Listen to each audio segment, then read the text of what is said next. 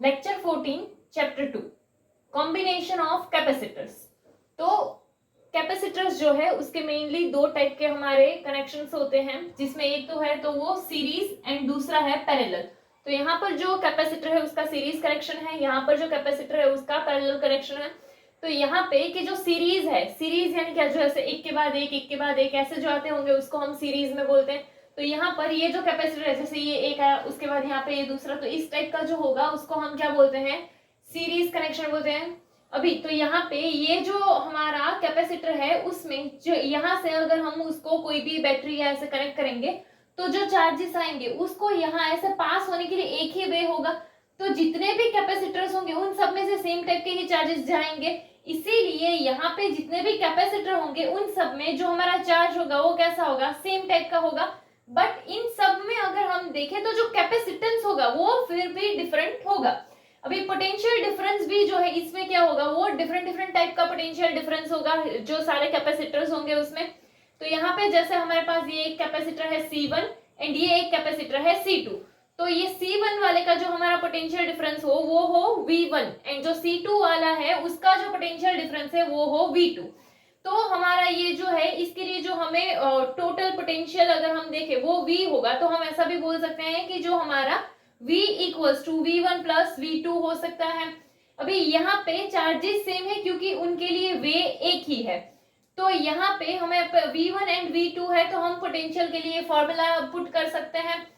But हमें एक ऐसा फॉर्मूला चाहिए जिसमें चार्जेस भी आए एंड कैपेसिटेंस भी आए। तो उसके लिए हमारा एक फॉर्मूला कैपेसिटेंस का ये जो क्या है C equals to Q upon V। But हमें ये फॉर्मूला जो है वो किसके लिए, पोटेंशियल के लिए चाहिए। तो ये V को यहाँ भेजते तो C यहाँ चला जाएगा। तो इसीलिए V इक्वल्स टू हमारा जो फॉर्मूला आएगा वो क्या होगा, Q अपॉन C। तो V1 है तो हम क्या बोल सकते हैं, Q अपॉन C1। अभी Q जो है उसको ऐसे ही क्यों रखा है, क्योंकि चार्ज जो है वो तो सेम है। एंड V2 है तो उसके लिए भी क्या Q अपॉन C2 आ सकता है, क्योंकि कैपेसिटेंस डिफरेंट है बट चार्ज जो है वो सेम है। अभी ये दोनों में Q सेम है तो कॉमन निकाल सकते हैं। अगर Q यहाँ हमारा कॉमन निकला होगा तो ये वाले में बचेगा क्या, Q तो चला गया तो 1 अपॉन C1 प्लस ये Q भी चला गया तो क्या 1 अपॉन C2। फिर वो Q यहाँ पर मल्टीप्लाई होगा, यहाँ से यहाँ जाएगा तो नीचे चला जाएगा। तो यहाँ ये V अपॉन Q आ जाएगा तो वो क्या हो जाएगा 1 upon C1 plus 1 upon C2। अभी यहाँ पे हमारा जो V अपॉन Q है ये क्या है, अगर हम देखें तो यहाँ पे हमारा Q अपॉन V जो है वो क्या होता है C। बट यहाँ पर V अपॉन Q है यानी कि रेसिप्रोकल है। तो अगर यहाँ रेसिप्रोकल है हम यहाँ भी रेसिप्रोकल कर दें तो वो क्या हो जाएगा 1 अपॉन C। तो इसीलिए इसकी जगह हम क्या लिख सकते हैं, ये हमारा हो गया 1 अपॉन C। तो यहाँ क्या हो जाएगा हमारा 1 अपॉन C इक्वल्स टू में क्या हो जाएगा 1 upon C1 plus 1 upon C2। तो ये जो हमें मिला ये क्या होगा, हमारा टोटल कैपेसिटेंस होगा, इसके लिए ऐसा बोल सकते हैं। तो बट हमने यहाँ पर जो है वो दो कैपेसिटर लिए, बट हमारे पास ऐसे n नंबर ऑफ कैपेसिटर्स हो सकते हैं। तो उसके लिए क्या करेंगे, तो यहाँ पे तो हम सिर्फ कैपेसिटेंस ही तो ले रहे हैं क्योंकि हमारा जो चार्ज है वो तो सब में सेम है। तो हम यहाँ पर कैपेसिटेंस के हिसाब से ही आएगा। तो हम n नंबर ऑफ के लिए ऐसा फॉर्मूला बना सकते हैं कि जैसे 1 upon C1 plus 1 upon C2 plus ऐसे कंटिन्यू हमारा जो नंबर तक है तो 1 अपॉन Cn। अभी ये जो है हमने कि ये फॉर्मूला किसके लिए देखा कि अगर हमारे पास n नंबर ऑफ कैपेसिटर्स हो। बट अगर सपोज कि हमारे पास n नंबर ऑफ कैपेसिटर्स हो एंड वो जो भी सारे कैपेसिटर है उनका कैपेसिटेंस अगर सेम हुआ, तो यानी कैपेसिटेंस सेम हुआ यानी क्या कि ये C1 C2 उन सब का वैल्यू जो है उसको हम सेम कंसिडर कर सकते हैं।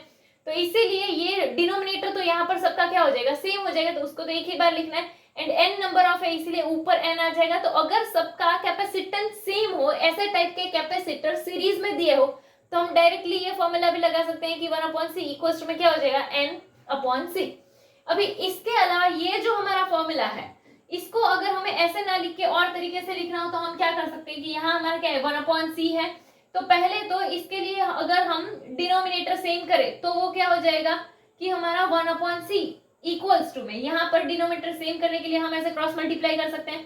तो यहाँ ऊपर और नीचे की से C2 से मल्टीप्लाई करेंगे एंड यहाँ ऊपर और नीचे की से C1 से मल्टीप्लाई कर सकते हैं। तो इसीलिए यहाँ क्या आ जाएगा C1 C2, यहाँ पर भी क्या हो जाएगा C1 C2, यहाँ ऊपर क्या आ जाएगा C2 एंड यहाँ प्लस क्या आ जाएगा C1।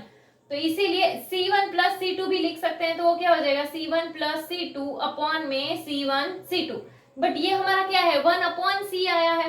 तो अगर हमें सिर्फ कैपेसिटेंस के लिए करना है तो हम c के हिसाब से ले तो रेसिप्रोकल करना पड़ेगा, क्योंकि यहाँ भी रेसिप्रोकल होगा तो क्या हो जाएगा c equals to C1 C2 upon में C1 प्लस C2। ऐसे टाइप से भी जो है ये फाइनल फॉर्मूला भी याद कर सकते हो।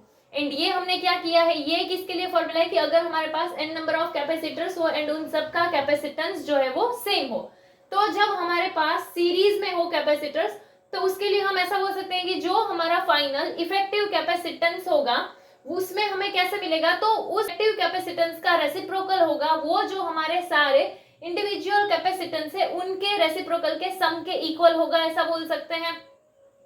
अभी यही चीज अगर हम पैरेलल में देखते हैं तो पैरेलल कनेक्शन के टाइम पर क्या होगा, तो यहाँ पर इस तरह से जो है ऐसे कि सेम लाइन के हिसाब से जो जा रहा हो तो इसको हम पैरेलल में बोल सकते हैं।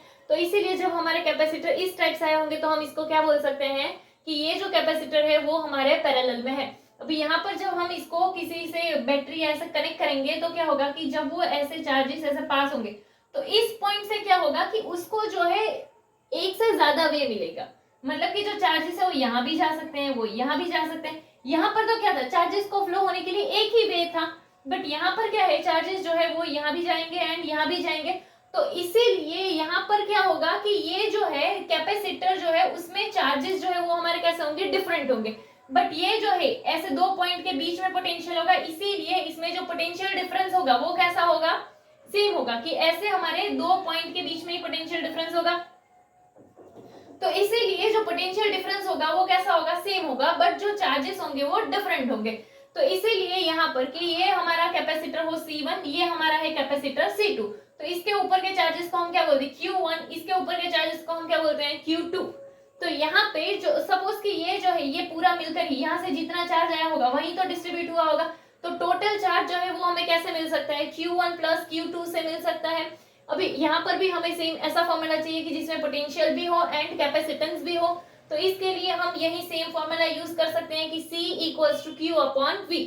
अभी हमें यहाँ पर चार्ज है तो चार्ज के लिए फॉर्मूला बनाना है, तो ये V को हम यहाँ से यहाँ भेज दें, तो इसीलिए ये Q1 है तो उसके लिए क्या लिख सकते हैं C1V। इस बार V को ऐसे ही क्यों लिखा है, क्योंकि पोटेंशियल डिफरेंस हमारा कैसा है, सेम है। एंड Q2 के लिए हम क्या लिख सकते हैं C2V। अभी यहाँ पर दोनों में V है, V को कॉमन निकालेंगे एंड तो बचेगा क्या, यहाँ पर ये C1V में से V चला गया तो C1 बचा, प्लस यहाँ पर C2V में से V चला गया तो C2 बचा। अभी V ऐसा मल्टीप्लाई में होगा एंड फिर वो यहाँ से यहाँ ऐसे आ जाएगा डिवाइड में, तो क्या हो गया हमारा Q अपॉन V आ गया। चलो तो Q अपॉन V तो हमारा क्या था, कैपेसिटेंस ही तो था, तो इसीलिए यहाँ C लिख सकते हैं, तो ये क्या हो जाएगा C1 प्लस C2। अभी यहाँ पर भी हमारे पास दो कैपेसिटर है, बट ऐसे हमारे पास n नंबर ऑफ कैपेसिटर्स हो सकते हैं, तो क्या यहाँ पर सिर्फ कैपेसिटेंस का ही तो सम हो रहा है, तो हम n नंबर के लिए भी ऐसा कर सकते हैं कि अगर हमारे पास n नंबर ऑफ कैपेसिटर्स हो तो कैपेसिटेंस के लिए हम ऐसा कर सकते हैं कि like C1 plus C2 plus continue हमारा जितने भी नंबर ऑफ कैपेसिटर हो, तो यहाँ पे हमारे अगर n नंबर ऑफ कैपेसिटर हो तो Cn तक आ जाएगा। अभी ये हमने किसके लिए देखा कि हम अगर हमारे पास n नंबर ऑफ कैपेसिटर हो एंड यहाँ पर ये क्या है कि सबका कैपेसिटेंस अगर डिफरेंट हो, अगर हमारा सबका कैपेसिटेंस सेम हो तो हम एक और चीज कर सकते हैं कि अगर सबका कैपेसिटेंस सेम हुआ तो इसका मतलब क्या होगा कि C1 C2 C3 कंटिन्यू ऐसे Cn तक जितने भी है उन सबका वैल्यू कैसा होगा, सेम होगा।